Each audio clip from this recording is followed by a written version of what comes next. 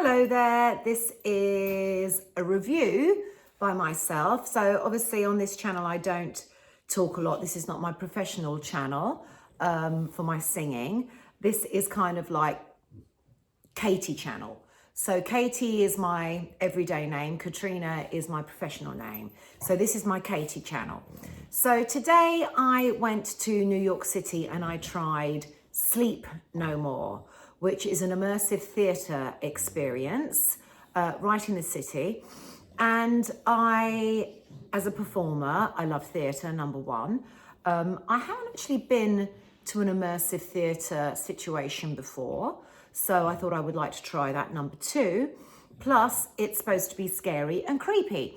And I love Halloween, I love thrillers, I love horrors like Insidious. I don't like horrors like Saw because I don't like gore, but I love horror movies that make you go rah like that, you know, you're boo like that, or like It, you know, although it is a bit gory, the remake, but Insidious is one of my favorites for sure.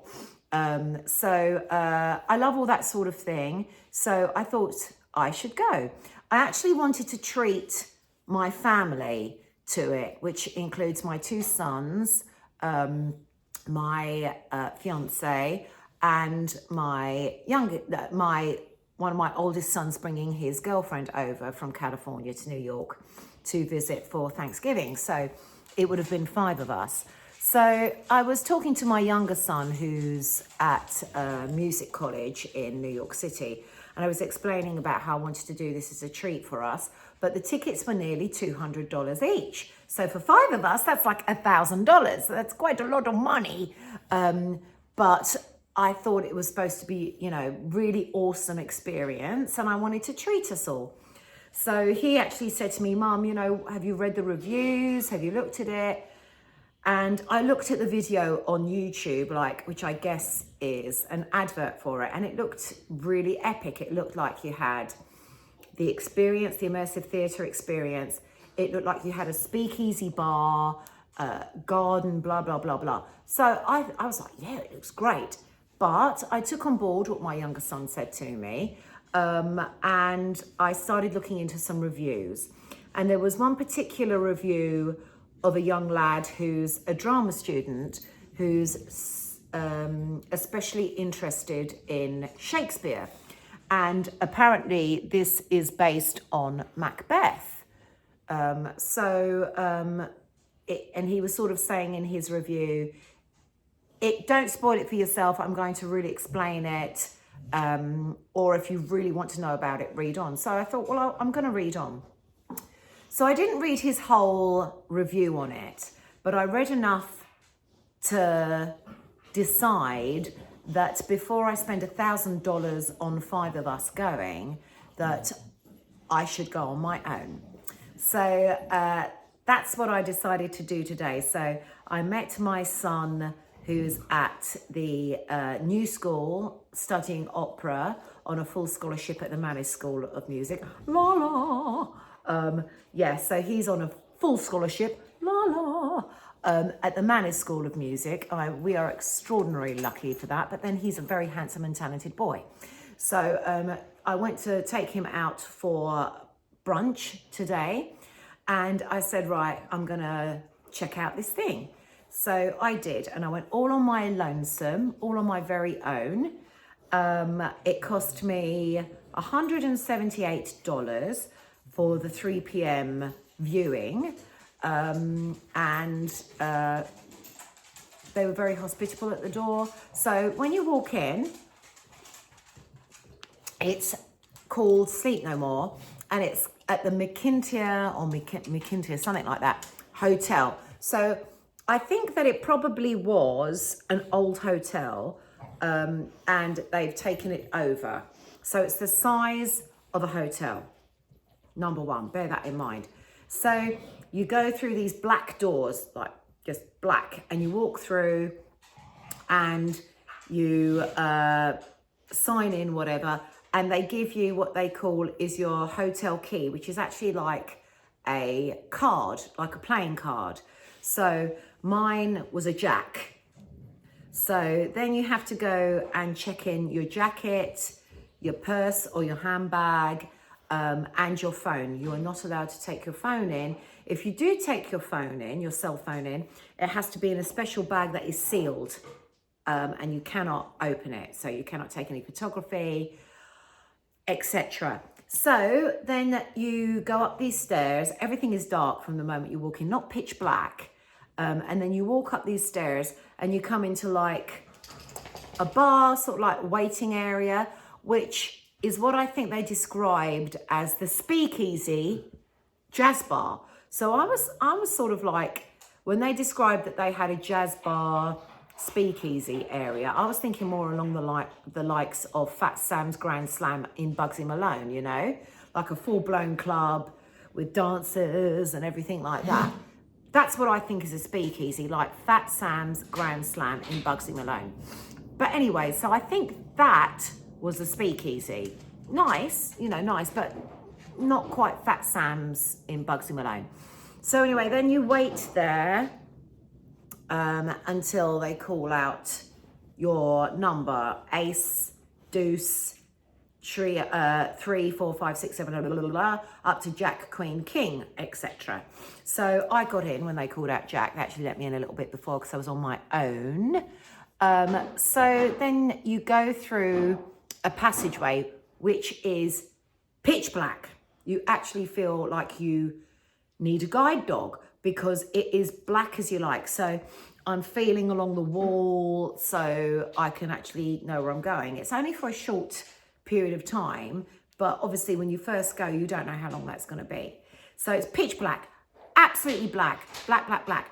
So I'm feeling along the side of the road, the side of the wall. And then you get into an area where they sort of explain you have different floors. You can go upstairs or downstairs and off you go. Not much else explanation. And I'm making a point of this. Not much explanation.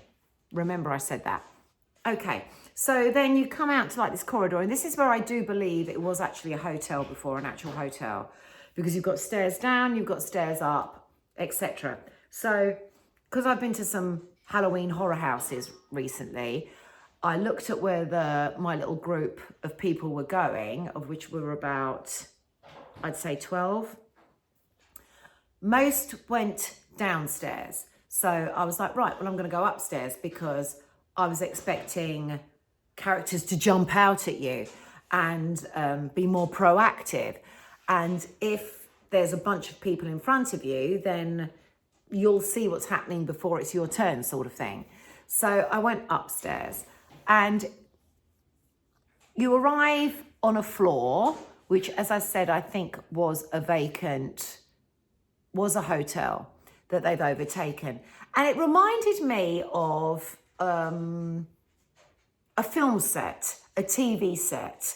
So basically, that is very much what it's like. I've not done a lot of TV, but I did make a film before. I was in a film before I left California, where I was, you might think this is quite suitable, I was a witch. And I had to have a fight with a vampire. It was like this little low budget horror movie. And as I said, I love horror stuff. So I was very happy to be in it. And I was like this witch. So, and they had us in an indoor set, and it was all different rooms set up as different things. And this is what this reminded me of. It was all different rooms set up as different things. So it's set, I think, the genre, I think, is set kind of actually in Bugsy Malone time. So I'd say the 20s, I'd say the 20s, actually, because the 30s was the war, was World War II, etc. So I'd say 20s, early 30s, pre-Second World War.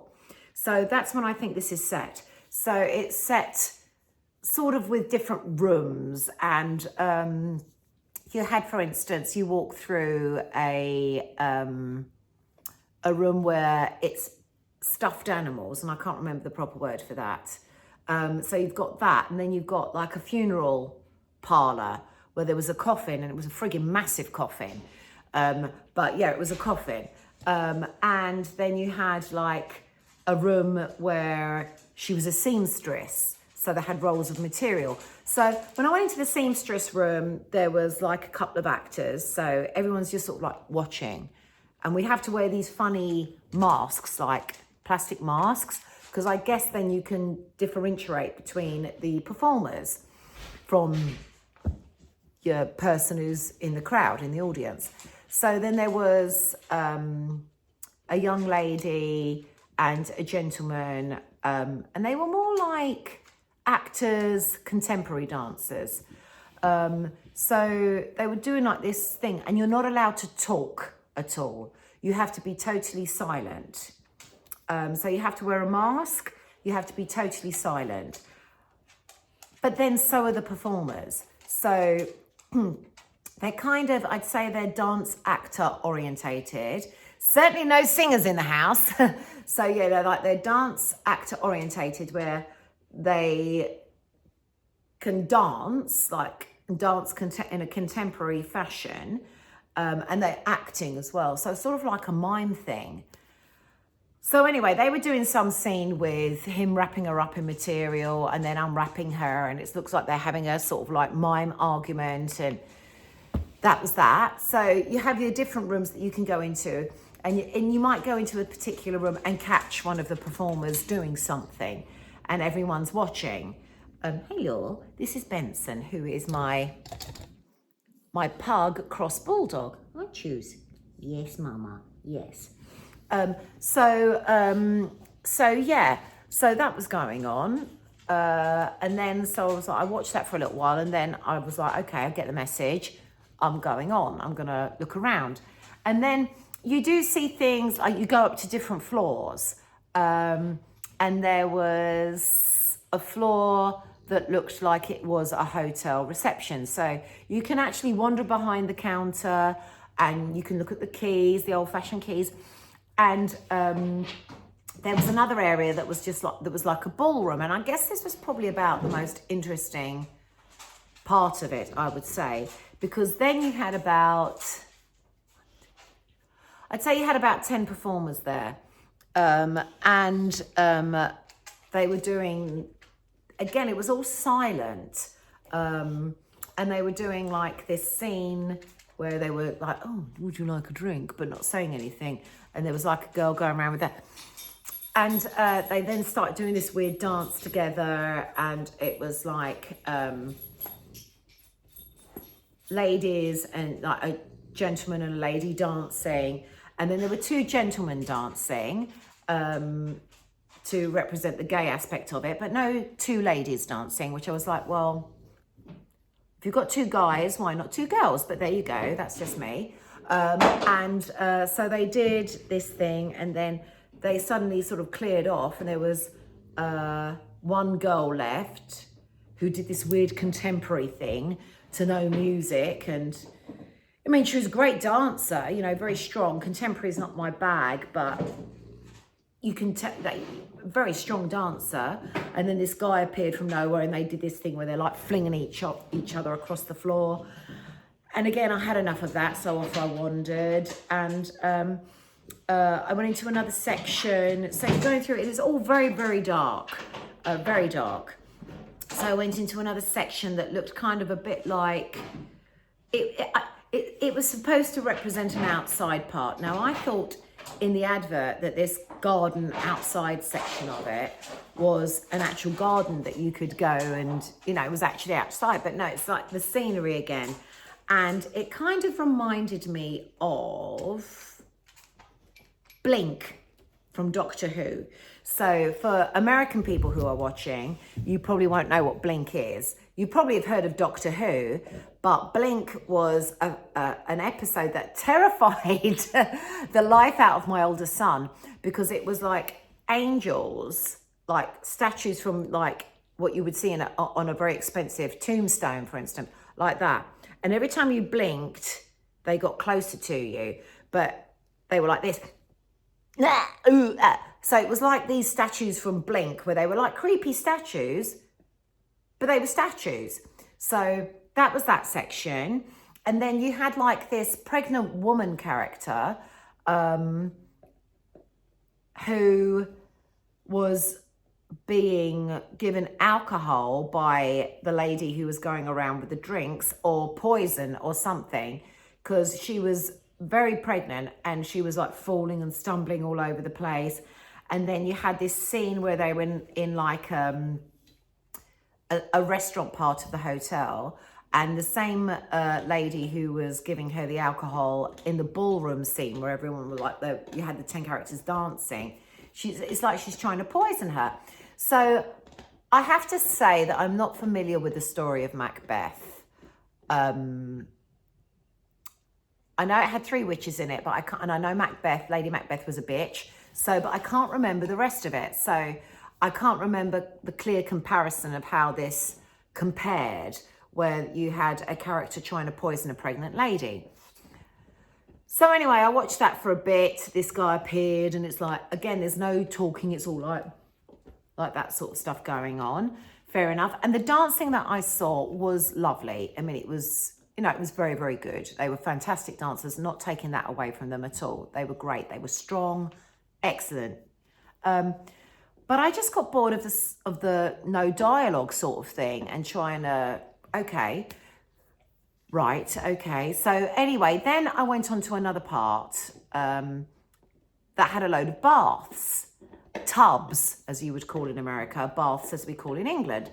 And there was a really tall guy dude dressed as a nurse, as a lady nurse. And he's like starting to put water in the bath, la la la. So I'm like, oh, okay, I'll watch what he's going to do. He's feeling the temperature of the water in the bath. And I'm like, well, okay, all right, I'm going to wander off.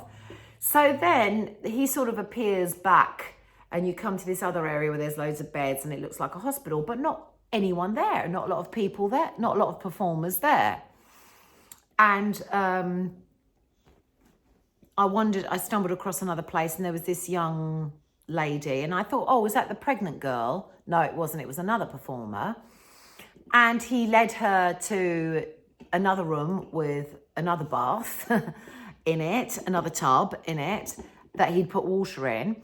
And she stripped absolutely naked and got in the bath, in the tub, and was sort of like having a bath. Like, she looked like she was a troubled person from the hospital. And she was having a bath. And then they must have done a clever trick where she must have had like a bag of fake blood in her hand, and she burst it. And then it looks like she's got blood on her, and full blown everything. Oh my gosh, I must be bleeding from down below, sort of thing. So I was like, oh, okay, so that's supposed to be, yeah, so okay, it was quite shocking. But I sort of thought when I saw that, I guess I'm a little bit of a prude, even though I'm in theatre and I've seen a lot of stuff. I thought to myself, I don't want my 19-year-old and my 25-year-old to come along and see that. It's not entertainment, it's just freaking weird. That's what I thought. So anyway, so off I went. And then I went to another room where one of the guy performers came along, and it was like his hotel room. It looked like he was like really troubled about something, and he just started to strip off. And I'm like, I don't want to watch a man take his clothes off. I can see my fiance do that and enjoy it a lot better. So that's not that's not my sort of entertainment. So that was that. So, sorry, my dog is snoring. He's a really loud snorer. Sorry, Benson, I had to say it. He heard me. Look, he's got the hump that I've told everyone on YouTube. So basically, I guess you can gather that I wasn't that impressed, but I thought it was going to be amazing. I really thought it was going to be amazing. And maybe because I'm a performer, I'm a professional singer, and still a current professional singer, that I looked at it from an artistic point of view. So, for instance, if I ran that, if it was mine, I think they've done an amazing job to Joe Public, to people who aren't performers, etc. To someone who's like got an office job. I don't mean to sound derogatory in any way, shape, or form, but someone who's not seen many shows, someone who's not a performer, for instance, I think that they're going to think, wow, this is whoa, you know. But I think it was lacking the following things. I think that they've got an amazing space there, and it's huge, and they've set up some great rooms, some great scenery, like the funeral parlor, like the hotel reception area, like the rest, you know, like the ballroom, you know, all these sort of things. Number one, they need more performers. There weren't enough. It was sparse. They were sparse. So I can only remember seeing 1, 2, 3, 4, 5. I saw the ballroom selection of people, which amounted to about 10. And then I didn't ever see any of them again. So I think for the amount of space they have, the amount of rooms they have, they need more performers, number one. Number two, I would like some dialogue. I didn't know what was going on. So that's what I think. I think they need more performers, and I think they need dialogue. So all in all, it's an unusual experience. I'm glad I didn't pay for my whole family to go. I don't know if they would have enjoyed it. I started to get bored. I left after, I guess I was in there an hour, and I'd had enough. I know that some people absolutely rave on about it, but then other people, when I've looked at the reviews, have a very similar mind view to myself. So I hope that helps you and helps you decide. And I hope I haven't put you off, and I hope I haven't told you too much about the experience. And also, it's always very good to experience things for yourself, but I would advise you, before you buy a load of tickets and do a group, to maybe experience it like I did myself as a one-off. Thank you so much. Bye-bye.